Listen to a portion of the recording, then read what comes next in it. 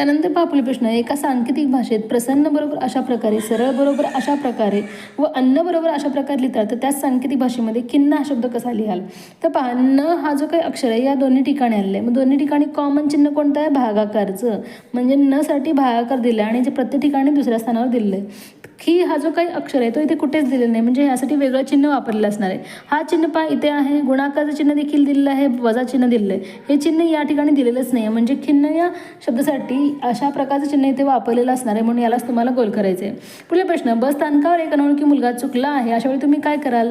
त्याचे नावगाव विचारून बस स्थानकामध्ये असलेल्या मदत कक्षात घेऊन जाईन, त्याला माझ्या घरी घेऊन जाईन का त्याला त्याच्या घरी जाण्यास मदत करेन? कोणती कृती योग्य असणार आहे? बस स्थानकामध्ये असलेल्या मदत कक्षात घेऊन जाणे, म्हणून 2 नंबरच्या पर्यायाला तुम्हाला गोल करायचे आहे. पुढील प्रश्न, हे अक्षरे जुळून अर्थपूर्ण शब्द बनवल्यास जनता या शब्दाचा अर्थ बनवण्यासाठी कोणत्या क्रमांकाची अक्षरे घ्याल? तर पहा, कोणता अर्थपूर्ण शब्द तयार होतो इथं? अवलोकन. अवलोकन. मग जनता या शब्दाचा समानार्थी शब्द कोणता आहे? लोक.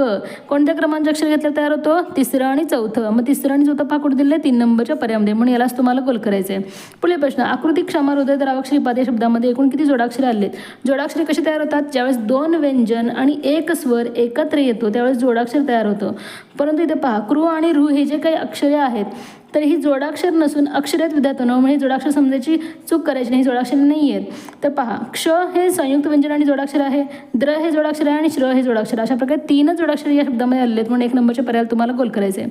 पुढील प्रश्न, खालील संख्येमध्ये 6 ने निशेष भाग जाणाऱ्या संख्या कोणत्या? 6ची कसोटी काय? जर दिलेल्या संख्येला 2 आणि 3 ने भाग असेल तर त्या संख्येला 6 ने भाग जातं. मग 2ची कसोटी काय आहे? जर दिलेली संख्या सम असेल तर 2 ने भाग जातं आणि 3ची दिलेल्या संख्येतील अंकांच्या बेरजेला, म्हणजे आपल्या हे दोन्ही क्रायटेरिया चेक करायचे आहे. पहा, ही समसंख्या आहे, मग बेरीज पहा, 3 आणि 3 6 7 8. 8 3च्या पडेमध्ये नाही आहे, म्हणून याला भाग जाणार नाही. 4 आणि 3 7 8 9. सम आहे, बेरीज 9 येते, म्हणजे 2 आणि 3 आणि 6 ने जाणार.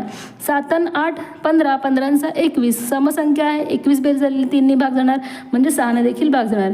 8 आणि 4 12 13 14. भाग जाणार नाही. 6 3 18. भाग जाणार. समसंख्या आहे. 4 आणि 2 6. समसंख्या आहे आणि बेरीज आहे बरोबर, म्हणून याला भाग जाणार. ही विषम आहे, भाग जाणार नाही. 1 2 3 4. 4च संख्या आहे, 4 नंबरचा पर्याय बरोबर आहे. वरील अक्षरमालेत 3रे 9वे 11वे 16वे अक्षर घेऊन अर्थपूर्ण शब्द तयार केल्यास 3ऱ्या स्थानी कोणते अक्षर येईल? 3रे 9वे 11वे 16वे. 3रं पहा आहे सी, 9वं आहे आय, 11वं आहे के आणि 16वं आहे पी. मग पहा कोणता शब्द तयार होतो? PICK, पीक. मग 3रं अक्षर कोणतं आहे? सी. मग कुठे दिलेलं आहे? 2 नंबरच्या पर्यायामध्ये, म्हणून याच पर्यायाला तुम्हाला गोल करायचं आहे. तर अशा प्रकारे हे जे काही बुद्धीमध्ये जे प्रश्न आहेत ते आपल्याला सोडवताना आपल्याला प्रत्येक काळजी घ्यायची होती. तर अशा पद्धतीने हे प्रश्न सोडवायचे. धन्यवाद.